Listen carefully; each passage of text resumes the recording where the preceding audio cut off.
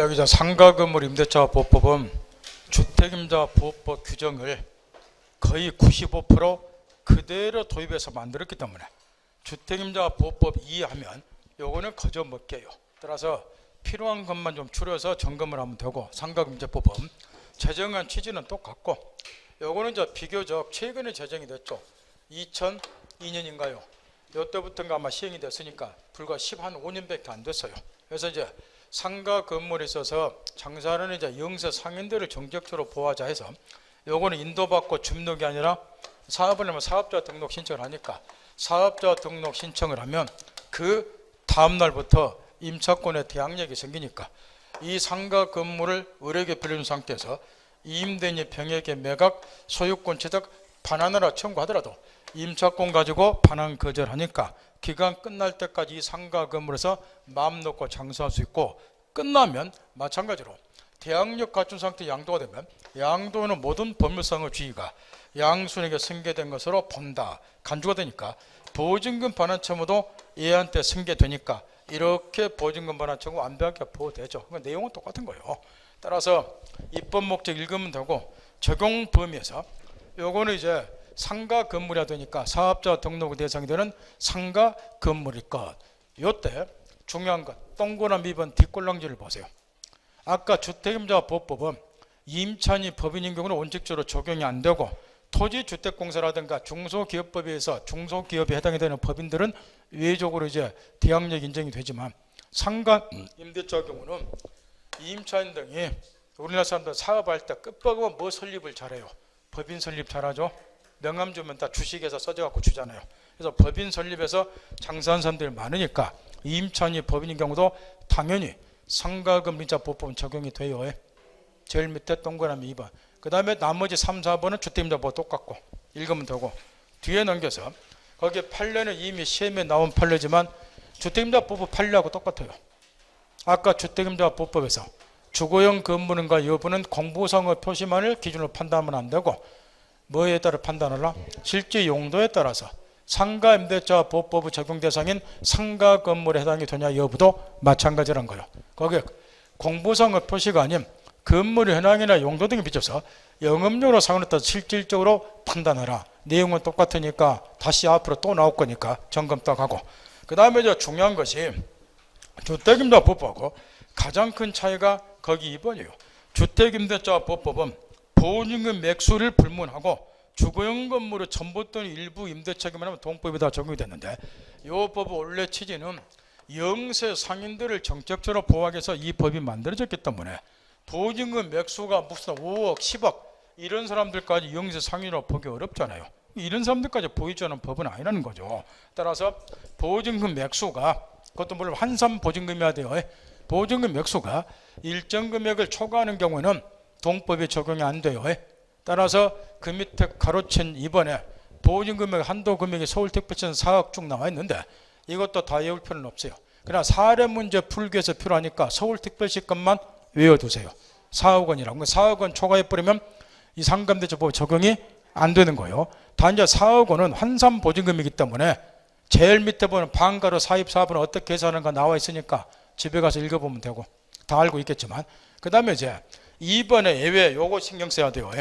2번의 예외를. 자, 원칙은 이렇게 됐다므로 서울특별시 같으면 보증금 맥수가 4억 원을 초과해버리면 상가임대차법에 적용이 안 되는, 지금 이렇게 되어 있죠. 보증금 맥수를 기준으로 해서. 그럼에도 불구하고 보증금 맥수가 대통령이 정하는 금액을 초과하는 경우, 서울특별시 같으면 4억 원을 초과하는 경우도 이 법 중에서 이런 것들은 똑같이 적용이 돼요. 그러나 이게 앞으로 계속 시험에 나올 가능성이 농후한데, 먼저 대항력 제일 밑에 예외, 인도받고 사업자 등록 신청하면 똑같이 대항력 인정이 돼요. 그 다음에 서울특별시 같은 보증금의 4억을 초과하는 상가 건물 임차인에게도 계약갱신 요구권은 똑같이 인정이 된다, 이런 이야기들이에요. 그 다음에 권리금을 보장인다는 규정이 재작년에 새로 신설됐는데, 여기 보증금 맥수를 대통령이 정하는 보증금에서 초과하는 임차인의 경우도 권리금은 똑같이 보호가 돼요. 이런 이야기들이니까 그거 점검을 딱 해야 되고, 존속기간은 최단기가 1년이고 주택임자법 2년 1년으로만 바뀌었고 나머지는 똑같다고 넘어가면 되고, 그 다음에 법정갱신은 내용은 똑같은데 중요한 차이가 좀 있어요. 차이가. 법정갱신은 내용은 똑같잖아. 임대차 만료되기 6개월부터 1개월 전 사이에 갱신거절을 통지를 아니하면 전 임대차 동일한 조건을 기한 경쟁으로 본다. 이것도 이제 존속기간은 1년으로 본다. 주택임대차는 2년으로 보지만 내용은 똑같은데 차이점을 찾으세요.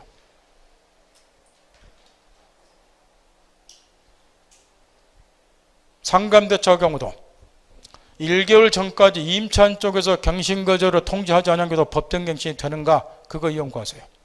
아까 주택임대차 보호법의 경우는 법을 개정해서 임차인 쪽에서 1개월 전까지 갱신거절을 통지하지 않은 것도 법정갱신이 된다. 이걸 추가시켰다고 그러죠. 상가임대차도 그러나요? 상가임대차는 그게 없잖아요. 누구 쪽에서 통지하지 않은 경우만, 임대인 쪽에서 통지하지 않은 경우는 법정갱신이 되고, 임차인 쪽에서 갱신거절을 통지를 하지 않은 것은 법정갱신 아니에요. 그게 차이점이니까 그걸 항상 염두에 두고 책 읽을 것. 지금 알아들었나요? 그러면 또 묻는다고 말이에요. 그러면 왜 상가임대차는 주택임대차와 달리 1개월 전까지, 존속기간 만료된 1개월 전까지 임차인 쪽에서 갱신거절을 통지를 하지 않은 것은 상가임대차는 법정갱신이 아닌가? 그게 주택임대차법 차이점인데 사과하세요. 이유가 있을 거 아니냐 그 말이에요. 그 바로 밑에 보면 계약갱신 요구권 있죠. 요게 이제 주택임대차법과 또 결정적으로 차이가 나는 상가건물 임차법 특징인데, 여기 좀 임차인이 이게 여기서 청사가 의외로 잘 돼요. 이런 경우는 존속기간 만료된 6개월부터 1개월 전까지 계약 갱신 요구를 하라는 거예요. 1개월 전까지. 그러면 최장 몇 년까지? 5년까지는 이 건물에서 계속 장사를 할 수 있어요. 그러면 생각을 해보세요. 지금 임차인이 이게 영업이 잘 된다. 그러면 1개월 전까지 뭐 했겠죠? 계약갱신 요구를 했겠죠? 이 말 알아듣겠나요? 근데 계약갱신 요구를 안 했다는 것은 뭐예요? 이사 가겠다는 소리죠? 그죠? 침묵을 지키고 있다는 것은 심하게 하고 이사 가겠다는 소리죠? 그러니까 1개월 전까지 임차인이 갱신거절을 통지를 하지 않은 것은 법정갱신을 해서는 안 된다 그 말이에요. 계약갱신 요구권을 인정을 하고 있다 보니까. 그 말 알아듣겠나요? 계속 영업하고 싶으면 계약갱신 요구를 했지 않겠냐 그 말이에요. 근데 그걸 안 했다는 것은 그렇죠. 이사 가겠다는 소리야. 그러니까 1개월 전까지 갱신거를 통지 안 하고 침묵 지켰다 그래서 법정갱신을 하면은 임차인 의사에 반하는 거라 그 말이야. 이해할 수 있겠나요? 그 다음 그 후에 판례 사례 두 줄 다시 한번 점검 잘하고. 계약갱신 요구권은 최장 5년까지만 갱신 요구하는 거예요. 그런데 방금 이야기한 법정갱신도 이런 5년의 제한을 받는가?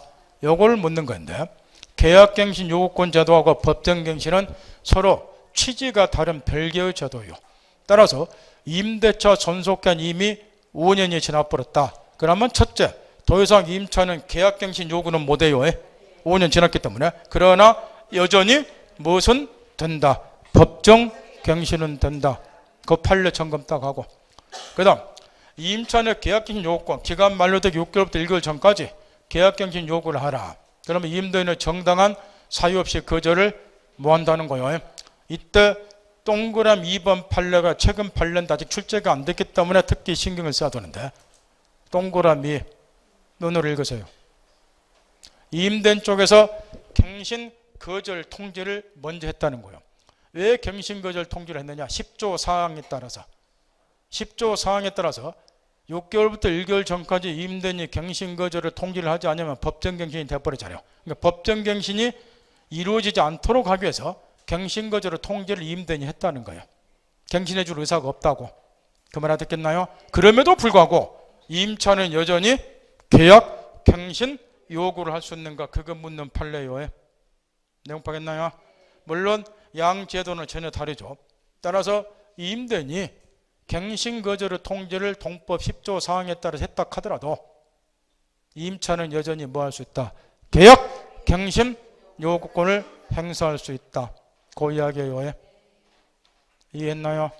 그 다음 이 계약갱신 요구권 아까 나왔다시피 보증금 액수 불문하고, 그러니까 대통령령이 정하는 보증금 액수를 초과하는 임대차의 경우도 임차인에게 계약갱신 요구권 인정이 돼요. 다시 점검하고 뒤에 넘겨서 다만 이제 다음과 같은 사유에 해당이 되는 거는 임대인이 갱신 요구를 거절할 수 있는데 시험에 지겹도록 나오죠. 이런 것들 몇 가지 특기 유념하라. 첫 번째 1항 두 번이 아니라 차임액, 상기 차임액에 해당하는 금액에도 차임을 연체한 사실이 있으면 갱신요구 거절을 버려요. 그 다음에 3번에 임대인 임차인이 서로 협의해야 돼요. 합의해서 임대인 임차인에게 상당한 보상을 제공한 경우도 갱신요구 거절을 할 수 있고, 5번째 5항 임차 건물의 전부 또는 일부를 고의나 중대한 과실로 파손해야 돼요. 따라서 우리 시험에 자주 나오는 거 경과실로 파손한 경우는 갱신요구 거절 못해요. 하도 물어보니까 이미 알고 있겠지만. 그 다음 7번째가 요거는 이제 법이 개정이 됐죠. 옛날에는 이렇게 됐었죠. 임대인이 임차 목적 건물의 전부 또는 대부분을, 그 대부분이에요. 대부분을 철거하거나 재건축하기 위해서 목적 건물의 점유업이 필요한 경우, 이런 경우는 갱신요구 거절한다, 이렇게 돼 있어요. 그러다 보니까 임대인 이걸 악용을 많이 하더라는 거예요. 갑자기 임대차 존속 중인데 임대인이 나 뭐 해야 되겠다, 새로 건물 새로 지어야 되겠다, 철거하겠다, 나가라, 이런 짓거리가 비일비재하더라는 거예요. 그래서 이제 법을 새로 개정해서 그 밑에 기역니인 디귿 이런 사유에 해당이 돼야 된다는 거예요. 무조건 하고 건물을 철거하거나 재건축하기 위해서 목적 건물의 점유를 회복할 필요가 있다 그래서 언제나 갱신 요구를 거절한 게 아니고, 기역번처럼 계약 체결 당시에 공사 시기, 소요 기간 등을 포함한 철거 또는 재건축 계획 등을 임차인에게 미리 계약 체결 구체로 고지하고 그 계획에 따라, 그래야지 임차인이 미리 뭐 한다는 거예요, 예측할 수 있겠죠. 이런 것들 추가시키는 거예요. 그거 좀 조심하고, 그 다음에 이제 8번 읽어보면 되고, 범위는 차초 임대차 기간 포함해서 최장 몇 년까지? 5년까지 읽으면 되고, 4번 효력에서 전 임대차와 동일한 조건으로 다시 계약된 걸로 보되, 이때 이제 과거에 논란이 많이 있던 것이, 그러면 계약갱신 요구를 할 때도 차임 등에 대해서 증액 청구할 수 있는가, 이게 논란이 됐는데, 법정 범위 내에서 그게 100분의 9예요. 100분의 9 범위 내에서는 차임이나 보증금을 증액 청구할 수 있는데, 주의할 게 하나가 있어요. 동그라미 2번 읽으세요. 계약갱신 요구를 해서 계약이 갱신된 경우도 100분의 9 법정의 범위 내에서는 차임이나 보증금을 증액 청구할 수 있는데, 동그라미 2번 읽어보라고 말이에요. 이건 무슨 내용인가? 그 2번 10조 2는 이게 새로 이제 추가된 건데, 아까 이런 얘기가 나왔죠. 보증금 맥수 불문하고, 그러니까 서울특별시 같으면 4억 원을 초과하는 임대차의 경우도 계약갱신 요구권이 인정이 된다라고. 그러면 그런 경우에 계약갱신 요구를 해서 계약이 갱신된 경우에는 보증금 맥수라든가 차임의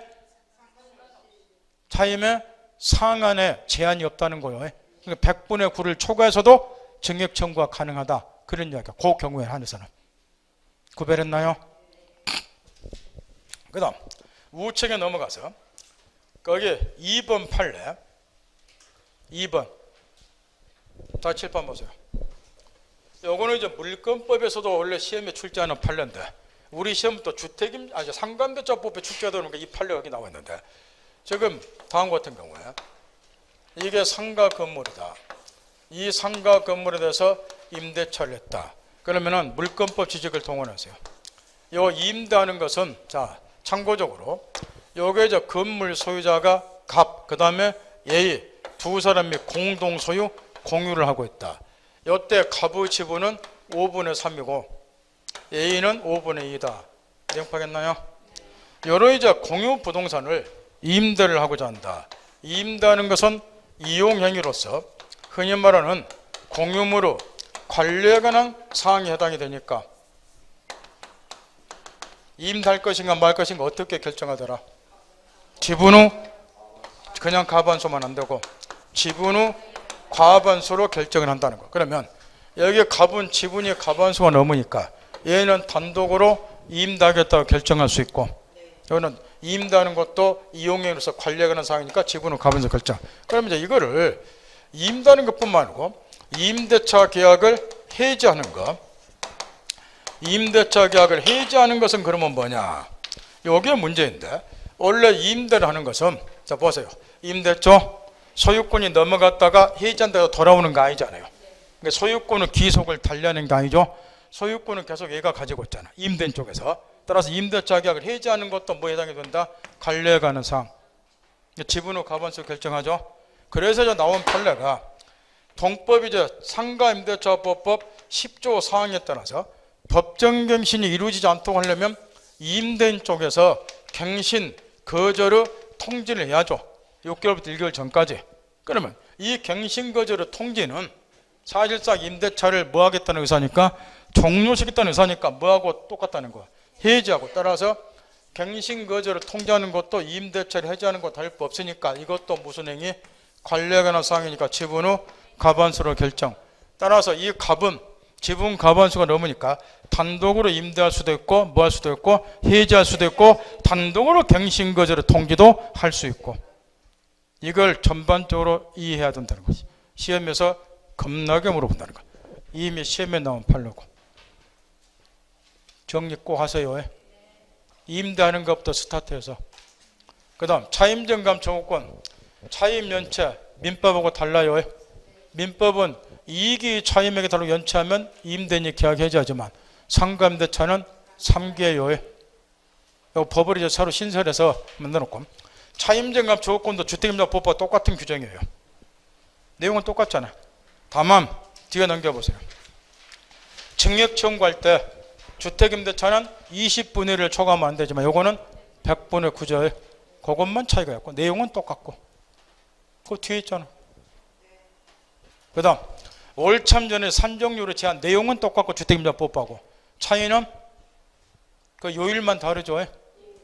대통령이 정하는 이자 1할 2푼이죠. 대통령이 정하는 비율 1할 2푼하고, 그 다음에 2번에 한국은행에서 공시한 기준금리 지금 1.25%니까 1.25에다가 4.5 곱하면 돼요.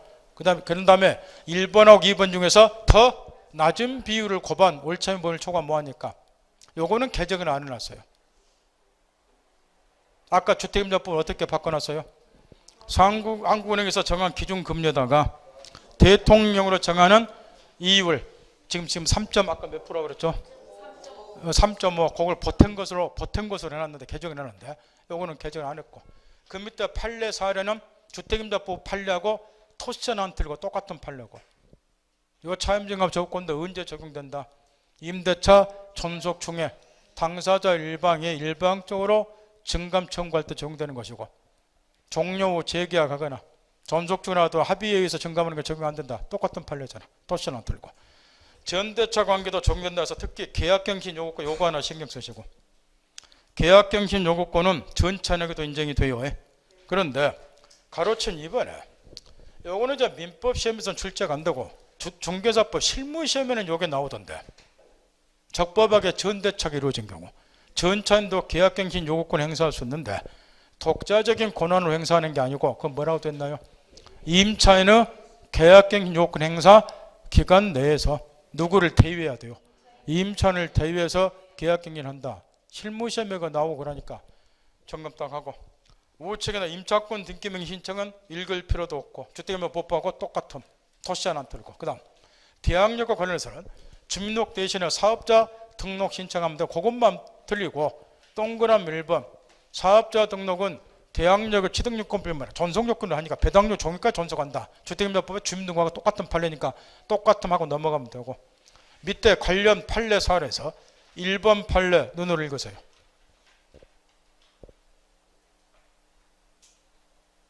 1번 판례. 상가 임차인이 이제 폐업 신고를 했다는 거죠. 그 다음 나중에 다시 같은 상호명 등록번호로 사업자 등록했을 때 종래의 대항력 우선 변제권 그대로 유지가 되는가, 그걸 묻는 건데 유지되는 거 아니다. 소멸한다. 따라서 새로이 뭐 할 때부터 등록한 때부터 새로이 대항력이 인정이 된다. 고스토리예요.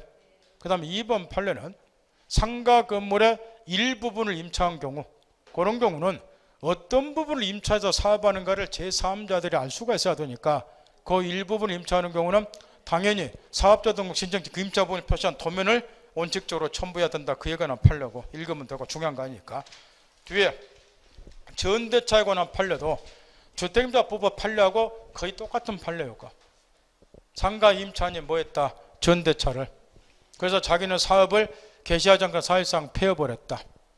요때 뒷골랑지 임차인의 대항력 및 우선 변제권을 유지하기 위해서는 누가 사업자 등록 신청해야 되느냐? 현재 그 건물을 점유하면서 사업으로 한 전차인이 사업자 등록하라. 그 판례고, 효력 똑같고, 대항력 갖춘 상태의 양도가 되면 양도는 모든 벌물상의 주인은 양순이 승계한다. 주택임대법 똑같고, 임대차 존속 구조도 똑같고, 담보책임 민법 규정이 준용이 된다, 이것도 똑같고. 읽어볼 필요 없다 그 말이에요. 우측에 넘어가서 우선변제 관련해서 계약서상의 확정일자 받으면 확정일 기준으로 후순위 권리자보다 우선 변제한다. 내용 똑같고, 동그라미 2번도 똑같고, 주택임대법하고 배당요구 종교가 있어야 한다. 다만 확정일자만 요거는 어디서 받는다? 관할 소재지, 상가금은 소재지, 세무사장이 부여한다. 요것만 틀리죠. 밑에 읽어볼 필요 없고 시험에 안 나온다 그 이야기요. 뒤에 이제 우선변제권 행사와 관련해서 1번의 집행개시에 관한 특칙, 주택임대법하고 토지세난트리가 똑같고, 상가 임차인이 강제 경매를 할 때는 반대 채무 이행을 집행개시 요건을 한다 안 한다? 안 한다. 인도할 필요 없이 경매가 가능한 주택임대법과 똑같고, 2번 보증금 반환 청구 소송에 대해서 임차인의 신속한 권리구제에서 소액사건 신법이 준용이 된다. 3천만 원 초과하더라도 똑같고, 3번의 경매한 임차권의 소멸 아까 주택임대법 3조 5하고 토지세난트리가 똑같고, 핵심은 뒷구절이고, 순위에 따라서 이제 배당하다 보니까 전액 보증금을 배당받지 못하더라도 대항력 있는 임차권은 소멸하지 아니한다. 똑같고, 따라서 우선변제 형사 1, 2, 3은 주택임대법 똑같음 하고 넘어가면 돼. 읽어볼 필요도 없어. 우선변제권 생겨도 주택임대법과 똑같음 읽어볼 필요 없고, 똑같음 하고 넘어가면 돼. 그 다음 보증금리 일정의 최우선 변제권도 똑같음. 요건은 경매시장 등기 전에 대항 요건만 갖추면 된다. 똑같음. 뒤에 넘겨서 범위는 똑같음이 아닐 것이고, 그건 외우실 필요는 없어요. 서울특별시는 보증금이 6,500만 원 이하인 임차인이 소액 임차인이고, 그 중에서 얼마까지 최우선 변제받는다? 2,200까지. 뭐 외우실 필요 없어요. 야, 나오면 어쩌냐? 나오면 틀리면 되는 거고. 선생이 나도 못 외우고 있는데 여러분 외우면 가르치는 선생도 기분이 별로 안 좋아요. 물론 출제원도 기분이 안 좋을 것이고. 이런 것까지 외우실 필요 없다. 이런 것까지 시험에 내면은 그냥 욕 한번 하고 넘어가 버리세요. 이거 낼 일도 없고. 그 다음에 우측에 넘어가서 권리금 회수보, 지금부터는 정신을 바짝 차리란 거예요. 과거에는 이 권리금 가지고 당연히 권리금은 주택임대법에는 규정이 없겠죠. 요거는 상가 건물에 있어서 권리금을 주고받을 거니까. 요게 이제 우리 민법이나 특별법에 일체 권리금에 관해서 규정이 없었어요. 과거에는. 그래서 이제 이 상가 건물에 대해서 두 사람이 임대차 계약을 했다. 관행적으로 이제 권리금을 교부를 한다. 그럼 이 권리금을 어떻게 규율할 것인가? 어떤 경우는 보증금 액수보다도 권리금이 훨씬 더 높은 경우도 있어요. 역세권 같은 데는. 그럼에도 불구하고 권리금에 관해서 민법이나 특별법에 일체 규정을 안 해놨는데, 왜 안 해놨냐면 나름 이유가 있었어요. 옛날 이것 자체가 시험에 나왔죠. 권리금에 관해서 민법이나 특별법 규정이 있는가? 이런 게 우리 시험에 나왔는데 규정이 없었어요. 없는 이유가 있다면, 없으면 이제 거래 관행에 따라서 해결하라는 거죠. 그래서 옛날에는 판례가 이렇게 봤죠. 이 권리금을 임대인이 반해주는 것이 아니고 임차인이 임차권 등을 제3자에게 모함으로써 양도함으로써 제3자로부터 권리금을 회수를 한다. 그 대신 이제 임대인이 권리금을 반할 걸 약정하면 권리금을 반해줄 의무가 있다. 이런 식으로 이제 해결을 했는데, 거래 관행에 따라서 이걸 이제 규정을 안 해놓은 것은 한 번 손대면 이걸 완벽하게 법규를 마련해야 돼요. 신경을 써서. 이게 분쟁이 워낙에 생기니까. 근데 이제 그럴 자신이 없으면 차라리 거래 관행에 맡겨버리는 게 나아요. 근데 하도 이제 권리금에 관해서 문제가 생기니까 법에 도입을 했는데, 이게 이제 영세 상인들을 보호하기 위해서 이제 도입한 면도 물론 있겠지만, 또 한편으로는 이게 참 웃기는 거예요. 권리금에 관해서 미비한 점이 너무나 많아요.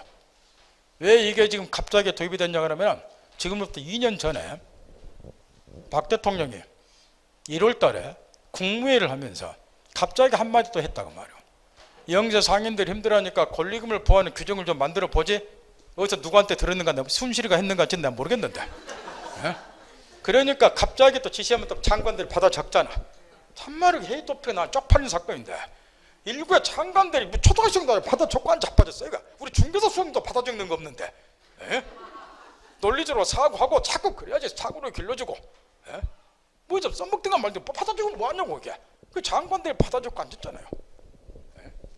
한마디 하니까 바로 단 2개월 만에 권리금이 법으로 들어온 거예요.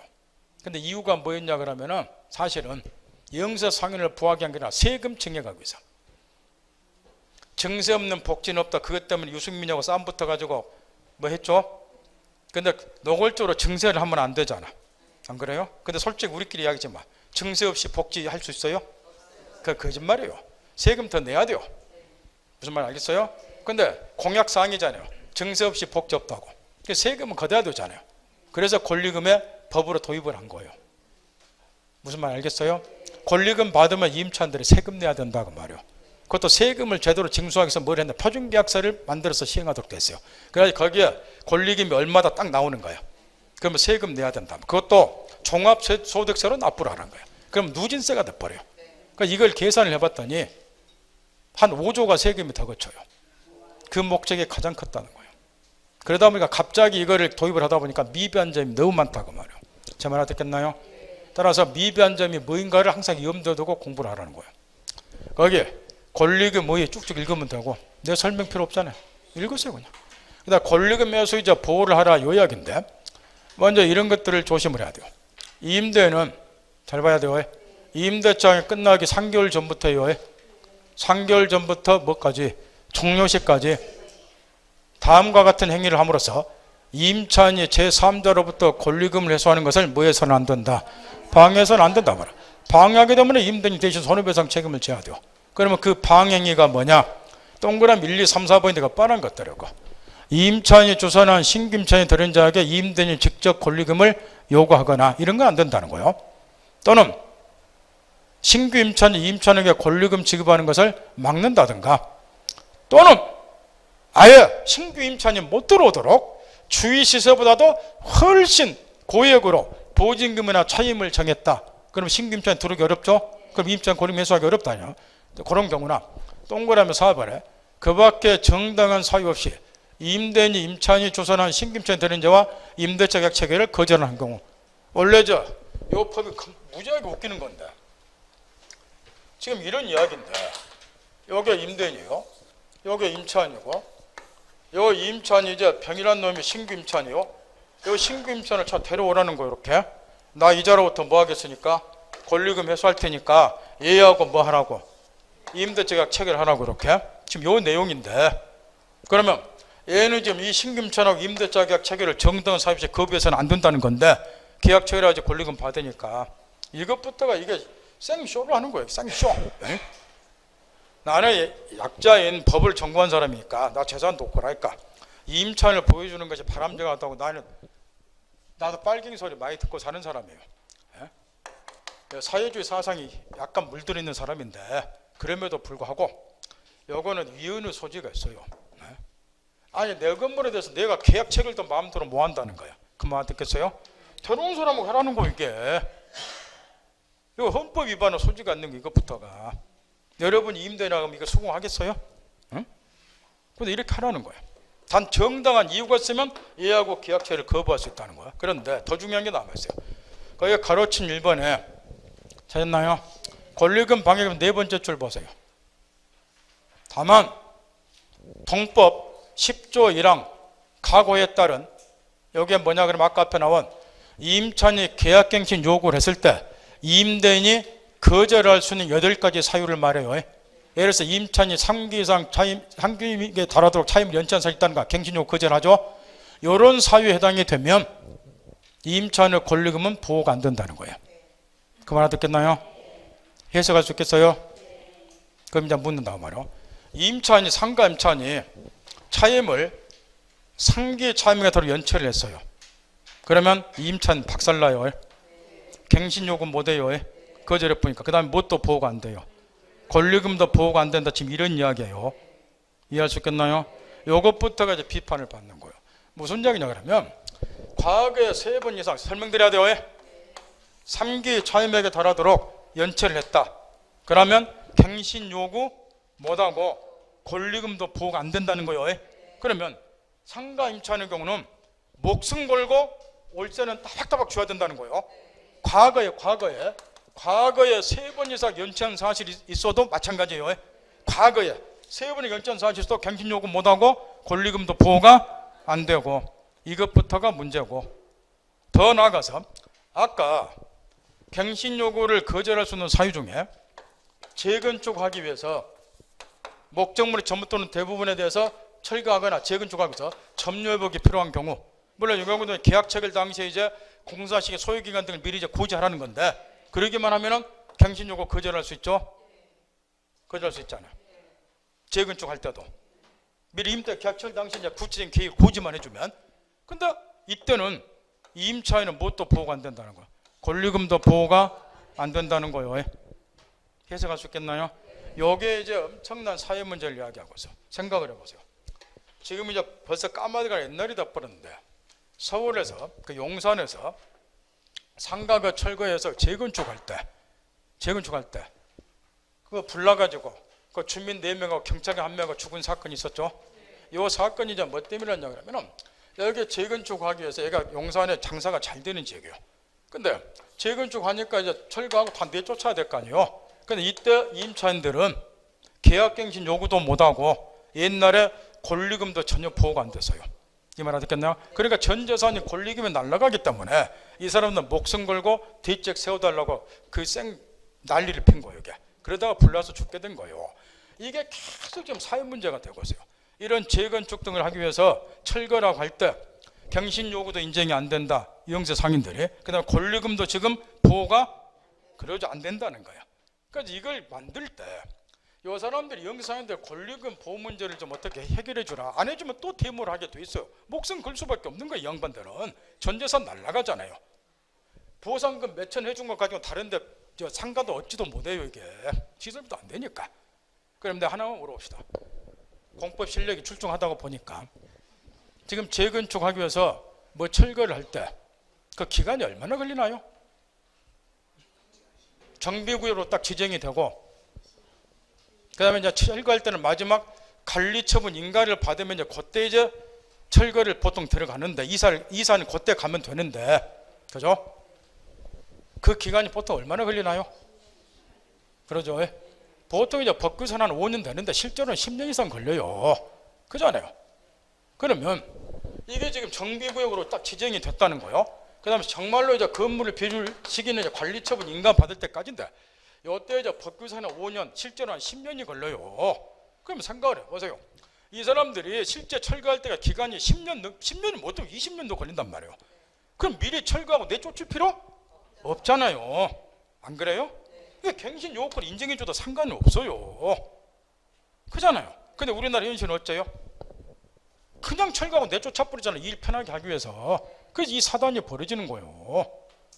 그래서 이거를 좀 어떻게 해서 구제를 좀 해야 되지 않냐 했는데, 요 권리금 신설 규정에도 이 재건축 했을 때 영세 상인들을 보호하기 위한 규정이 전혀 도입이 안 됐다는 거예요. 그러니까 이 사람들은 앞으로도 또 데모를 계속 하게 될 수밖에 없어요. 갱신 요구도 못하죠. 권리금 보호가 안 되고. 요게 또 문제고. 하나 뒤에 넘겨서 권리금 보호 제한과 관련해서 다음과 같은 4가지 사유에 해당이 되면은 임대인은 임차인이 주선한 신규 임차인하고 임대차 계약을 거절할 수 있다는 거예요. 그러면 임차인이 이제 권리금 회수를 못 한다는 건데, 자, 여기서 또 문제가 생긴다는 거. 1. 신규 임차인이 되는 자가 보증금 차임을 지급할 자력이 없다. 그러면 여기가 임대인이고 여기가 임차인이고, 얘가 대로 이제 신규 임차인이 병이고, 얘하고 지금 임대차 계약 체결을 하라는 건데 나는 얘로부터 권리금 회수할 테니까, 그 얘가 이제 보증금 차임을 지급할 자력이 없으면 계약 체결 정당하게 거부할 수 있겠죠. 당연한 거예요. 근데 거기다 이번에 임차인으로서 의무를 위반하고 우려 갖거나 임대차 유지하기 어려운 상당한 사유가 있는 게 마찬가지고, 문제는 3번이라고 말이에요. 3호 임대차 목적물인 상가 건물을 몇 개월? 1년 6개월 이상 영리 목적으로 사용하지 아니한 경우. 그러니까 영리 목적으로 사용하지 아니한 경우, 법이 딱 이렇게 되어 있어요. 영리 목적으로 사용하지 아니한 경우 이렇게. 그러다 보니까 이 조문의 해석과 관련해서 지금 1년 6개월로 되어 있고, 1년 6개월로 누가 지금 1년 6개월 이상 영리 목적으로 사용하지 아니한 경우에 얘가 신규 임차인과 임대차 계약 체결을 정당히 거부할 수 있는가. 그래서 법규상으로 보면 영리 목적으로 사용하지 아니한 경우 이렇게 되어 있죠. 그러다 보니까 일부 사람들은 이 경우에 임차인 쪽에서 1년 듣고 있죠. 1년 6개월 이상 영리 목적으로 사용하지 아니한 경우는 얘가 뭐 종교시설로 사용했다든가 이랬으니까 권리금 굳이 보여줄 필요 없지 않냐 그 말이야. 그래 이럴 때는 얘가 들어온 신규 임차인하고 계약책을 거부해도 상관이 없다 이렇게 이제 해석하는 사람이 있어요. 법규상으로는 사용하지 아니한 경우 이렇게 되어 있으니까 누가 임차인이 사용하지 아니한 경우처럼 해석의 여지가 있다는 거예요. 이 말 알아듣겠나요? 그러니까 이거를 이제 선생님마다 잘못 가르치고 뭐 실무선생 거꾸로 가르치고 어떤 민법사 거꾸로 가르치고 뭐 한데 원래 이 법의 취지는 그게 아니고 이런 취지에서 여기가 도입이 된 거예요. 무슨 얘기냐 그러면 지금 임차인이 신규 임차인을 딱 데려왔어요. 이렇게 그러면 가급적이면 권리금을 많이 주겠다는 놈을 데려오겠죠. 그러면 여기 건물이 이제 참고 건물이 지금 임대인 건데 이 자석이 여기 지금 건물에 들어와서 풍소 기반의 뭐 영업을 하고자 하는데 말로 대놓고 이야기는 못 하겠고 그러면 권리금을 억수로 준다고 할 거라고 말이야. 이런 애를 데려왔어요. 그럼 이런 아들이 들어와서 예쁘면 뭐 동네 이상한 아들이 왕끌으니까 깍두기 다 타고 이상한 애들이 있어요. 기도 본다고. 이런 애들은 뭐 건물이 다른 임차인에 들어오질 않는 거예요. 이게. 제 말 알아들어요? 그럼 나는 이 사람하고 임대차 계약체결을 거부할 수 있어야 되지 않냐 말이야. 제 말 알아들어요? 근데 이런 애가 권리금 많이 나와서 얘하고 계약체결해라. 나 이제부터 권리금 한 3억 해소할 테니까 나 어쩌라고 그 이야기야. 나 어쩌라고. 이럴 때는 이 임대인이 대응 수단이 있어야 돼요. 이럴 때는 임대인 쪽에서 얘한테 이렇게 하라는 거예요. 나 이 건물 비워놓고 그 1년 6개월로 되어 있어요. 1년 6개월 동안 비영리, 영리 목적 사용 안 하겠다. 나 교회 다니는데 교회 종교시설 목사님한테 무료로 쓰라고 줘버리겠다.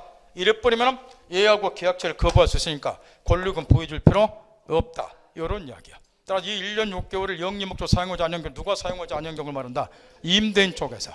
근데 법규상으로 꼭 누가 사용하지 않은 것처럼 되어 있어요. 임차인이 사용하지 않은 경우처럼 되어 있으나 해석사 이게 논란이 되고 변호사들도 그 텔레비전 들으면 그 변호사 자질도 없는 아새끼들 와서 상담도 엉터리로 하다 보니까 거꾸로 어떤 새끼 지금도 그 텔레비전 나오던데 걔가 이제 임차인이 1년 사용하지 않은 경우는 계약자 검 이렇게 이제 해설을 해준 거예요. 그래 이게 또 난리법석이 난 거예요. 또 중개사 선생도 그렇게 가르치고. 근데 여기 이제 기자들도 하도 이게 도대체 어떤 게 맞아 해서 법무부에 질의 회신을 했어요. 도대체 이걸 뭐 때문에 만들어놨냐고. 제 말 알아들어요? 그랬더니 결론이 원래 입법 취지는 임차인 말고 임대인 쪽에서 입법 취지가. 그 다음 거기 뭐 사업은 당연한 거고 그 다음에 임대인은 손해배상 책임 관련해서 이렇게 해서 이 규정을 위반해서 임차인이 권리금에서 못해서 손해 입었다. 그러면 임대인이 손해를 배상할 책임이 있다. 그거 딱 점검하고 요때 이제 동그라미 이번에 이 경우 손해배상액은 다음 둘 중에서 낮은 걸 선택해서 이제 배상하면 되 읽으면 되고 가장 많이 시험에서 물어본 것이 동그라미 3번이죠. 거기 10조 사항이었고 손해배상 청구권은 임대차가 종료한 날로부터 3년 이내에 행사하지 않으면 시효 완성으로 소멸한다. 확인했나요? 이때 이 법규처럼 시효 완성으로 소멸한다. 법규 이렇게 되어 있는 거를 소멸시효라고 그래요. 우리 민법상 일정 기간이 경감으로써 권리를 소멸시키는 제도가 두 가지가 있죠. 소멸시효하고 제척기간하고. 그래서 소멸시효는 소멸시효하고 제척기간을 구별하는 기준 중에 하나가 바로 이거예요. 법규에 시효가 완성한다, 시효 완성으로 소멸한다 이런 게 나오면 뭐이다? 소멸시효. 제척기간이 아니란 그 이야기죠. 그 다음 나머지 읽으면 되고 우측에 저 권리금 적용 제의와 관련해서 이것도 지금 법규상으로 문제가 좀 많이 있어요. 이런 경우는 지금 권리금이 지금 보호가 안 된다는 건데 그 1항에 임대차 목적물의 상가 건물이 유통산업발전법 제2조에 따른 대규모 점포 또는 준대규모 점포 일부인 경우 여기서 대규모 점포는 매작 면적 합계가 3,000평방미터 이상인 경우를 대규모 점포라 그래요. 매장 면적 합계가 3,000평방미터 이상인 경우 물론 이것까지는 시험에 나오진 않지만 이야기해 준 이유가 있어요. 지금 매장 면적 합계가 3,000평방미터 이상인 경우를 대규모 점포 그러는데 원래 이 법규를 두게 된 이유가 있어요. 이런 경우는 여기 임차인 등은 권리금이 보호가 안 된다는 건데 여기에 해당되는 것은 주로 이제 거기에 들어오는 것좀 백화점이라든가 마트라든가 이런 것들을 염두에 두고 요걸 제외를 시켜놓은 거예요. 왜 그러냐 그러면 백화점이라든가 대규모 쇼핑센터를 생각을 해보세요. 요거는 대기업이 백화점들 건축을 해서 건축할 때부터 후에 시설까지 관리까지 누가 다 해요? 건물 주인 대기업이 다 하잖아요. 그죠? 그러니까 권리금 임차인을 보여줄 필요 없잖아요. 원래 임차인을 권리금을 보여주는 것은 임차인 등이 뭘 하니까 시설 등을 하고 그러니까 비용 들어가니까 그걸 회수하라고 권리금 보여주는 건데, 대형 백화점이나 쇼핑센터 이런 거는 임대인 건물 주인인 대기업이 건물 건축할 때부터 시설까지 관리까지 다 한단 말이에요. 그러니까 이 경우 임차인들은 권리금을 보여줄 필요가 없다. 지금 이런 취지에서 이 1항을 지금 넣어놨다고 말이에요. 제 말 알아듣겠나요? 그런데 여기서 또 이제 문제가 생겨본 거예요. 뭐가 문제가 생겨버렸냐 그러면, 이 대규모 점포가 매장 면적 합계가 3,000평면 이상이다 보니까 우리 전통시장들 있죠. 서울의 광장시장, 영화에도 나오는 부산의 그 무슨 영화에 나오는 부산의 국제시장 이런 데가 매장 면적 합계가 다 3,000이 넘어요. 전통시장들이. 이런 게 전국에 한 250곳 있어요. 여기에 지금 빌려서 건물 등을 빌려 장사하는 영세 상인들이 있다고 말이에요. 이 사람들의 권리금도 현행법상은 보호가 안 돼버려. 바로 이 규정에 걸리기 때문에. 그 말 알아듣겠나요? 이걸 빨리 고쳐야 돼. 미리 이걸 생각을 못했다는 거예요. 알아들어요? 알아듣는 표정 좀 지으세요. 몇 번 해도 알아들은 건지 어떤 건지 얼굴을 봐도 표정에서 알아들었을 거예요. 그 다음에 두 번째로 국공유 건물, 이거는 뭐 설명 안 해도 아실 거고, 그 다음에 이제 거기에 전대차 경우, 여기 전차에 대해서는 이 권리금 규정이 적용이 안 돼요. 전대차 경우는 요 임차인과 전차인 사이에서 전대차 계약이 이루어지니까 보증금도 요 전대인한테 주잖아. 그러니까 두 사람 사이에서 알아서 해결하면 되는 거지. 임대인이 굳이 전차인의 권리금까지 보여줄 필요 없잖아요. 시설도 임차인 해놓잖아요. 그걸 다 전대하는 거니까 지네 둘이니까 알아서 내부적으로 뭐 해결했겠죠. 그 다음에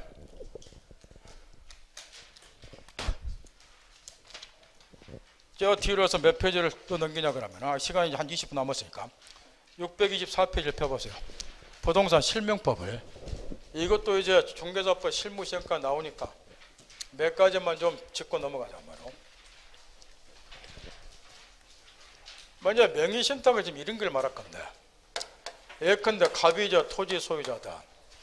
근데 이런저런 이유 때문에 공무상의 명의를 타인 명의로 한다. 내가 내부적으로는 소유자인데 토지 등기는 타인 명의로 한다. 이런 게 이제 명의신탁일 건데, 이 명의신탁이 나오게 된 역사적 배경을 보면, 이거 뭐 때문에 명의신탁이 나왔나요? 우리나라에서 일제시대 때 문중 토지로부터 이제 명의신탁이 나오게 됐는데, 지금 현재 문중의 경우는 권리 능력 없는 사단이기 때문에 등기법상 문중은 자신의 명의로 등기할 수 있다 없다? 현행법상 등기법상 문중 명의로 대표자가 정했으면 등기할 수 있죠. 문중 땅에서 문중 자신의 명의로 등기할 수 있잖아요. 그런데 일제시대 때는 문중이 자신 명의로 등기할 수 있는 길이 없었다 그 말이에요. 일제 식민지 시대에는. 근데 이제 옛날에 일제시대 때도 마찬가지고 지금도 마찬가지로 문중 땅이 억수로 많았다 그 말이에요. 그러니까 이걸 이제 문중 자신의 명의로, 잘 들어야 돼요. 현재 부동산 등기법에 의하면 문중은 권리 등기법 지식 동원하라고 말해요. 권리 능력 없는 사단에 해당이 되니까 대표자가 정해놨으면 자기 명의로 등기 능력이 있다니까요. 근데 일제시대 때는 현재 등기법과 달리 문중 자신의 명의로 등기할 수 있는 길이 없었다 그 말이에요. 그러다 보니까 어쩔 수 없이 문중 땅에 대해서 총선, 을 명의로 등기를 딱 해놓는다 그 말이에요. 그러니까 내부적으로는 문중이 소유자인데 자기 명의로 등기를 뭐하니까 총선이라든가 믿을만한 앞으로 등기를 해놓는다 그 말이에요. 근데 여기서 이제 문제가 터진 게 뭐냐, 이대로 했으면 이게 문제가 안 터졌을 거예요. 딱 스토리를 여러분이 생각한 그대로요. 이 녀석이 도의에서 뭐 놀다가 쫄딱 망했다. 그러니까 문중 땅 뭐한다, 팔아먹는다. 이렇게 이제 스토리가 가는 거예요. 그랬을 때 이 병하고 이제 문중하고 이제 당연히 분쟁이 생길 수밖에 없고, 문중은 얘한테 등기는 얘 앞으로 되어 있지만 문중 땅이다 내놔라 그러고, 얘는 문중한테 나는 얘 앞으로 등기되어 있고 정당한 대가 지불해서 내가 소유자다. 이렇게 이제 분쟁이 생긴 거예요. 이게 억수로 사회 문제가 됐다는 거예요. 저 말 알아듣겠나요? 그래서 이제 이 사회 문제를 해결하기 위해서 우리 대법원 판례는 신탁행위 법리를 도입을 해서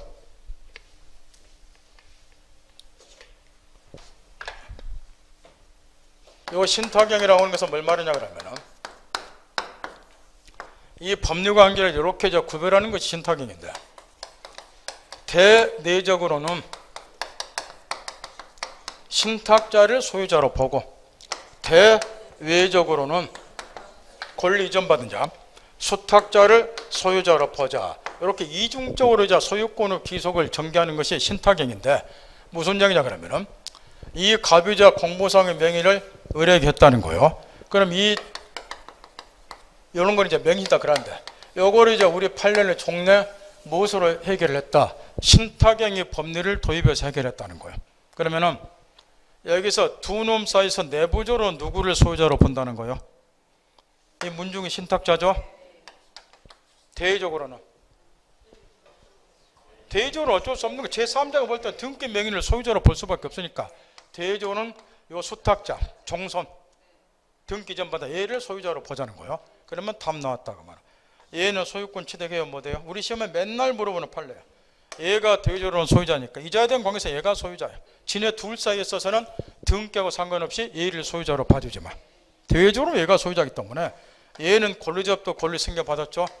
따라서 선의 악이 불문하고 얘는 소유권 취득, 그럼 문중은 소유권 잃어버렸다. 이렇게 명의신탁에 관해서 우리 판례는 신탁행위 법률을 도입해서 해결을 했다 그 말이에요. 물론 이 판례 이론에서, 여기에 워낙 우리 시험에 나오는 판례인데, 이 판례 이론에 대해서 일부 학자들이 엄청 비판을 했어요. 비판의 소지가 있는 게 뭐냐 그러면은, 얘가 권리자로 보니까 악의자도 소유권을 취득한다는 거예요. 권리자부터 권리 생겨받으니까 왜 악의자까지 보호를 해줍니까?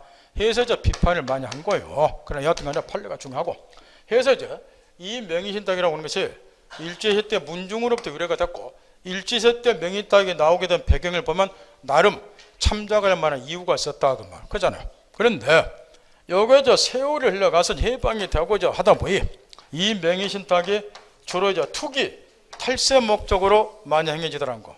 제가 이해 안 들어줘도 우리 청문회, 장관들 인물 청문회 할 때마다 불거지는 게 이거죠. 그러다 보니까 실제로는 갑이 소유자인데 대외적으로는 타인명의로 등기를 해놔. 옛날에 70년대, 80년대 때는 고위 공격자 뇌물을 하도 처먹다 보니까 그 뇌물 받았던 뭐 했어요? 공이 땅 투기 했잖아요. 개발 정보가 다 흘러 들어왔으니까 70년대, 80년대 전부 우리나라 재벌부터 시작해서 고위 공격자, 권력자 땅 투기해서 다 돈 벌었잖아요, 솔직히. 그러니까 땅 사놓는데 자기 명의로 사놓으면 쪽팔리잖아요. 그러니까 친인척 다른 사람 명의로 딱 등기를 하는 거예요. 이게 투기 탈세 목적은 명의 땅한 사례예요. 해서 이런 명의신탁이 주로 투기 탈세 목적으로 변질이 되다 보니까 이걸 근절시킬 필요가 생겼어요. 그래서 1990년도에 부동산 등기 특별 조치법을 제정하면서 부동산 등기 특별 조치법에서 명의신탁 약정을 철저하게 금지를 시키고, 그럼에도 불구하고 명의신탁 약정을 하게 되면 3년 이하 징역 1억 원 이하 벌금형으로 형사처벌하라, 이렇게 벌칙 규정까지 두었어요. 그런데도 이게 근절이 안 된 거예요. 왜 안 됐냐면 이유가 있어요. 하나 물어봅시다. 지금 이렇게 내가 방금 이야기했어요. 90년도에 부동산 등기 특별조치법이 제정이 돼서 중간성약 등기를 엄격하게 금지를 시키고, 그럼에도 불구하고 명의신탁을 하게 되면 3년 이하 징역 1억 원 이하 벌금을 형사처벌한다, 이런 벌칙 규정을 두었다고. 이 규정을 보면서 무슨 생각이 떠오르시나요? 우리 시험에 겁나게 나오는 뭐가 하나 떠올라야 돼. 부동산 등기 특별조치법 투기 탈세를 근절시키기 위해서 뭐 또 금지를 시키고 있어. 그는 지금도 시험에 나오고. 이게 뭐인가요? 공부를 참 쪼가 있게 못하니까 참 답답해져. 이게 중간성역 등기죠. 이것도 투기 탈세 목적으로 하죠. 이걸 근절시키기 위해서 부동산 등기 특별조치법에서 이런 벌칙 규정 두고 있잖아, 똑같이. 근데 이게 우리 시험에 지금도 지겹도록 나오는 게 뭐예요? 요 금지 규정은 그래야지 단속 규정이다, 이게 시험에 나오잖아. 따라서 중간성역 등기를 하게 되면은 요 단속 규정을 위반하고 있으니까 사법상 합의는 그대로 유효다. 그 중간성역 등기 근절 안 되잖아요. 마찬가지야. 여기 명의신탁을 근절시키는 벌칙 규정 두고 있지만 이것도 단속 규정으로 해석을 해서 우리 판례가, 그러니까 명의신탁 약정을 맺게 되면 단속 규정 위반한 거니까 그 약정은 무효가 아니라 그러지 유효가 된다는 거예요. 그게 근절이 안 되더라는 거예요. 그래서 역사적으로 95년도에 돌아가신 김영삼 대통령 있죠. 이 양반의 위대한 업적이 몇 가지가 있어요. 뭐 단점도 있겠지만 저는 법을 공부한 사람 입장에서는 뛰어난 업적이 많이 있어요. IMF 이제 그것 때문에 좀 폄하돼서 그러지만 이 양반이 이제 95년 7월 1일에 정광석가처럼 명의딱 약정을 금지시키는 법, 그게 여러분이 지금 배우고자 하는 부동산 실거래자 명의 등기가 나쁜 이 법을 제정을 했다고 말이야. 그런 다음에 아예 명의신탁은 뿌리를 뽑아버리자고 말이야. 뿌리를 해서 명의딱 약정 전부 다 무효고, 더 중요한 거는 그럼에도 불구하고 명의딱 약정을 하게 되면은 민, 형사 처벌까지 하도록 2중 3중으로 개 박살 내버려서 법을 만들었어요. 아예 뿌리를 뽑아버리자고. 그래서 그 결과 그 이후에는 부정축제도 많이 줄어들고 그잖아요. 부동산 투기꾼들 많이 없어지고 세상이 많이 좋아졌다고 말이에요. 그럼에도 불구하고 아직도 명의딱 해서 이상한 짓을 하는 애들이 있긴 있지만 배경이 이렇게 돼 있어. 그러면 지금부터 뭘 생각을 해야 되느냐. 우리 교재를 들어가서 명의딱 의의 입법목적 다 이렇게 읽어보면 되고, 명의신탁의 개념도 읽어보면 되고, 이때 판례 사례 그 중간에 지금 뜬금없이 판례 세 줄자가 들어갔는데 너무나 중요한 판례요. 찾았나요? 거기 이제 판례 세 개가 워낙에 시험에서 물어보고 시험을 떠나서 이거는 명의신탁을 해결하기 위해서 너무나 중요한 판례인데 하나만 물어봅시다. 명의딱 약정은 무효예요. 현재 부동산 실명법 4조 1항에 의해서. 그러면 이 명의딱 약정이 무효인 것은 선량한 풍속이나 사일세에 반하기 때문에 무효인가요? 아니에요. 이거는 강형법규 위반으로서 무효예요. 그 중에서 효력규정 위반한 거예요. 대신 거기 판례에 나왔다시피 명의딱 약정은 분명히 실명법에서 금지를 시키고 있지만 그 따라서 명의딱 약정이 무엇에 위반하는 것은 아니다. 선량한 풍속이나 사일세에 위반하는 것은 아니라는 거예요. 왜 이 문제가 중요하냐 그러면은 만약에 명의딱 약정이 선량한 풍속이나 사일세에 반하게 되면은 신탁자가 수탁자에게 뭐 등기 넘겨주고 막 하잖아요. 그럼 이게 전부 다 뭐가 돼버려? 불법 원인 급여가 되는 거야. 그러면 746조가 적용되니까 부당이득 반환청구가 일체 못하게 돼버려요. 제 말 알아듣겠어요? 따라서 거기 반사일생 해당되지 않으니까 마지막 구절 불법 원인 급여에 해당한다고 볼 수 없다는 게 746조는 적용이 안 된다. 이따가 이거를 엄청 써먹어야 돼요. 그래서 시험에서 집중 문항 점검 딱 하고, 그 다음에 적용 대상과 관련해서는 소유권만 물건인 것이 아니고 소유권 이외의 기타 물건, 예컨대 갑이 전세권자인데 을명으로 전세권 등기했다.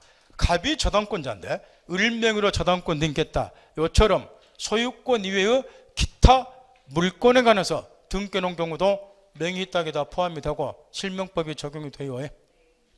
소유권 외에 지상권, 지역권, 전세권, 저당권.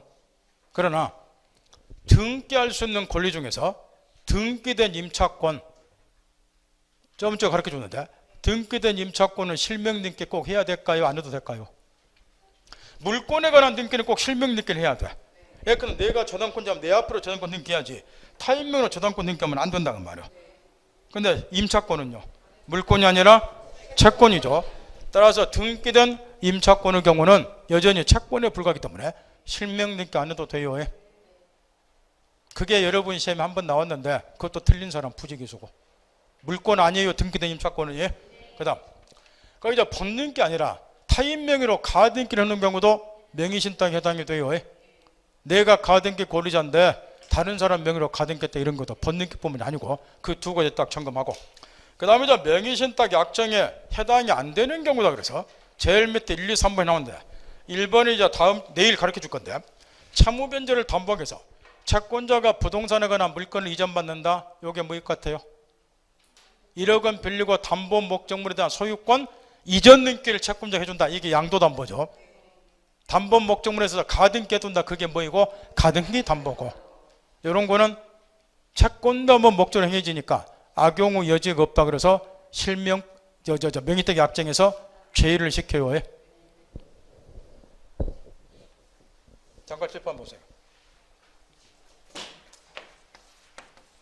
얘가 1억 빌리고 2억짜리 토지를 담보로 제공. 그런 다음에 얘 앞으로 채권자 앞으로 소유권 있는 게 해줬어요. 이게 양도담보잖아요. 돈 빌린 가동지 담보 목적물다 소유권을 채권자 이전해 준다. 양도담보. 그러면 나중에 갚으면 토지 돌려주고, 변제 못하면 2억짜리 토지에 대해서 양도담보권 채권자 확정으로 소유권 취득한다. 이게 양도담보인데, 이 경우는 지금 소유권 이전 등기까지 얘 앞으로 돼 있잖아요. 그럼에도 불구하고 가담법 내일 결석하지 마세요. 가담법 내일 결석하지 마시라고. 언제 민사특별법을 이렇게 하나하나 자세히 가르칠 시간이 없으니까 앞으로는 두 번 다시 없을 거예요. 이거는. 가담법 4조 2항에는 이 경우는 이전 등기까지 경과했다가 해서 얘가 양도담보권자가 소유자가 아니고 반드시 뭐 해야 돼요? 그러죠. 폭리를 규제해야 되니까 목적 부동산의 평가에서 피담보 채권을 뺀 거를 청산금 그러죠. 청산금을 채무자 지불하기 전까지는 양도담보권자가 소유자가 아니에요. 그 소유자 아닌데 등기되어 있잖아요. 그게 마치 뭐처럼 보여요? 명의신탁처럼. 명의신탁처럼 그 이야기예요. 지금 등기 가지고 있지만 소유자 아니니까. 그럼에도 불구하고 이거는 채권담보를 목적이니까 악용 여지가 없다. 명의신탁자 제외된다. 그 이야기고. 2번은 중요한 게 아니고 3번은 상호 명의신탁은 워낙에 중요해요. 이런 거를 판례는 구분 소유적 공유 그러죠. 요즘 시험에 요게 민법 곳곳에서 쏟아져 나온다고 내 누누이 가르쳐 줬는데 잠깐 칠판 보세요. 지금 이 한 필지 토지에 대해서 위치와 면적 칠판 봐야 돼요. 칠판. 위치와 면적을 특정해서 요 색칠한 거는 갑이, 반대쪽은 을이 매수를 했어요. 그럼 원래 등기하려면은 요거는 이제 한 필지 토지는 이제 한 필이 한 개지만 요거 쪼개서 이제 매수했으니까 분필 절차 거친 다음에 필을 나눈 다음에 요거는 갑이, 요거는 을이 각각 소유권 취득 각각 등기하면 아무 지장이 없어요. 근데 여기 저 분필 절차 거치는 것이 시간이 많이 걸리고 비용도 소요가 되다 보니까 편의상 매수한 면적의 비율에 따라서 여기 한 개니까 내 지분 2분의 1, 내 지분 2분의 1, 대외적으로는 공유지분 등기를 해버린다면 공동 소유하는 것처럼. 그러니까 여기서 문제가 생기는 것이 실제로는 이것만 갑소유죠. 그런데 공유지분을 등기를 하다 보니까 지분은 공유물 전부에 효력을 미치죠.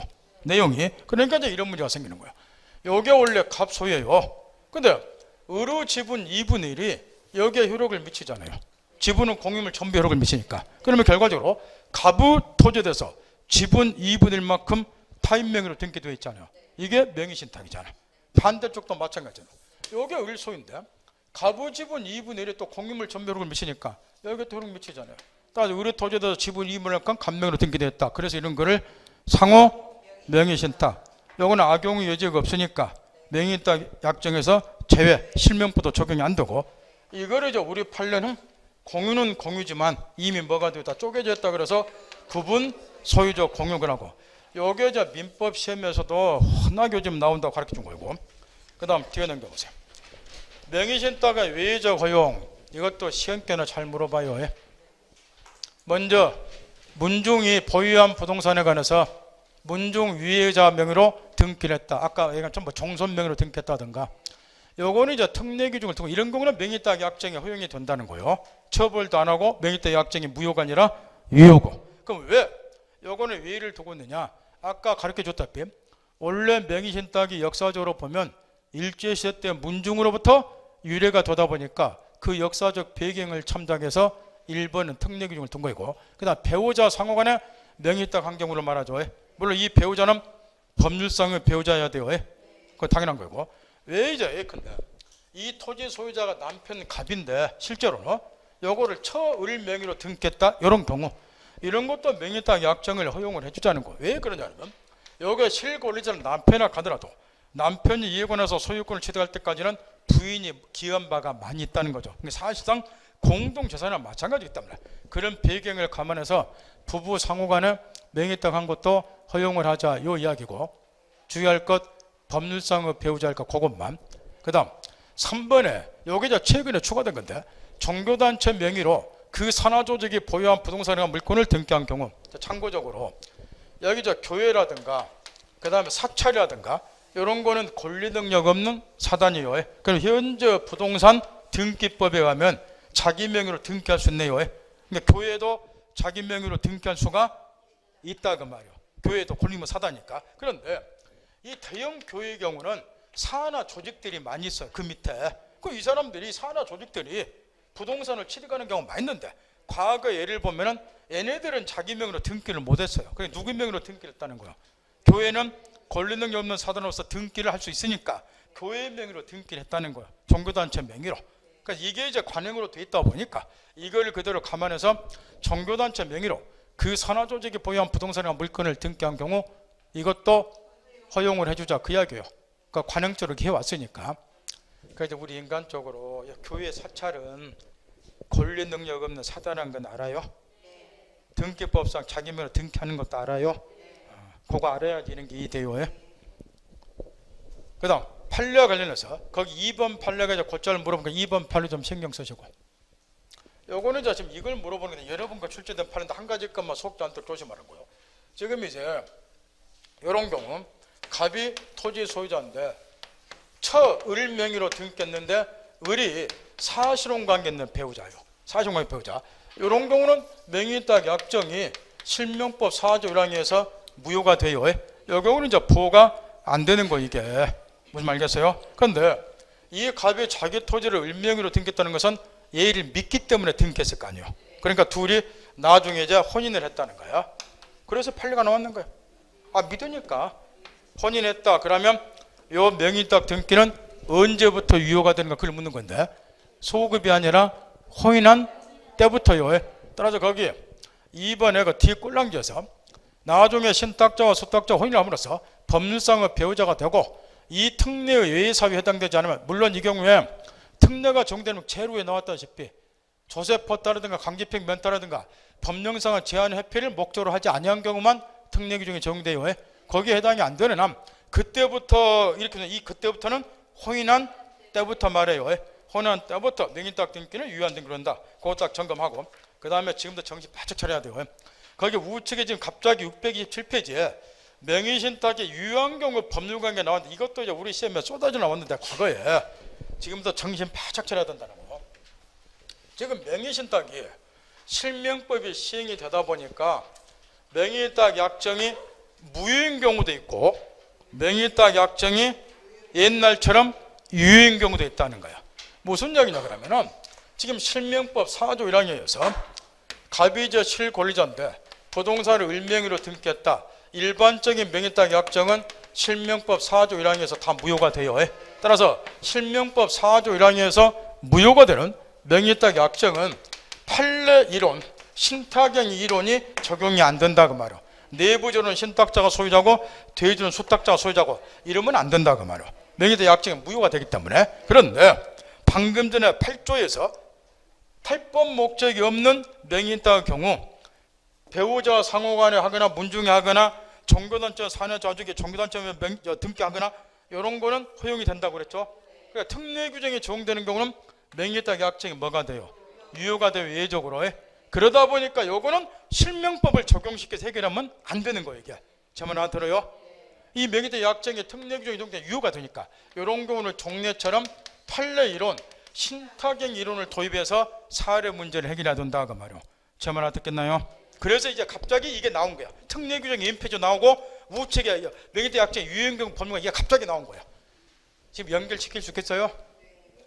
일반적으로 명의딱 약정은 실명법 4조 1항에서 무효가 돼요.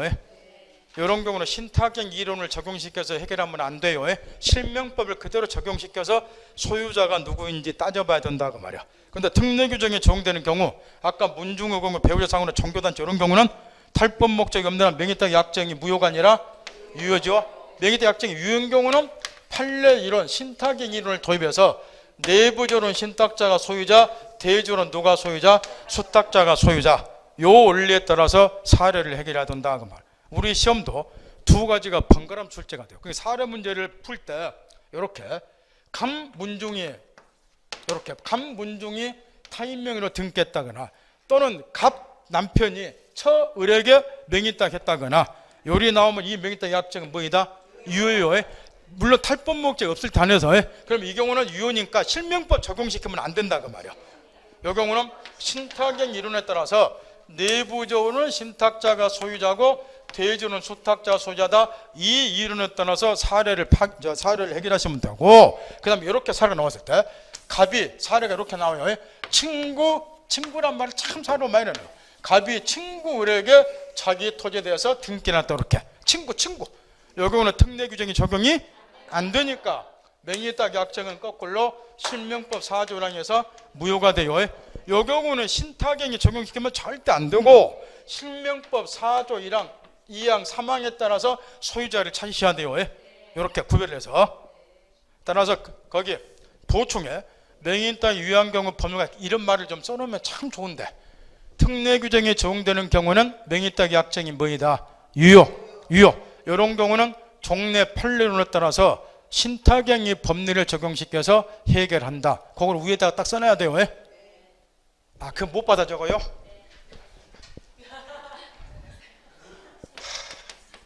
요 특례 규정이 적용되는 경우, 요 경우는 명의 땅 약정이 뭐이다? 유효. 요때는 판례 이론에 따라서 뭐에 따라서 신탁행위 이론에 따라서 해결. 이렇게 학교에서 메모하는 건 봐도 합격 불합격 금방 알죠. 이해해야지 메모도 하는 거니까. 뭔 알겠어요? 요 이론에 따라서 이제 나오는 판례가 607페이지에 쓰여있는 판례들이야. 요것도 시험에 억수 나와요. 그런 다음에 요걸 딱 제껴버리고 일반적인 뭐 친구합포로 명의탁행 이런 거는 무효가 돼요. 요거는 이제 실명법을 적용시켜서 해결해야 되고, 사례 풀 때도. 내일 다음 주가 아니고 내일 또 기본서 들고 오세요. 내일 이제 필요한 걸 또 나머지 다 가르쳐 드리고, 그 요약적 갖고 오는 거 다음 주부터 요약적 갖고 할 거예요. 다음 주부터. 오늘 고생 많이 했네요.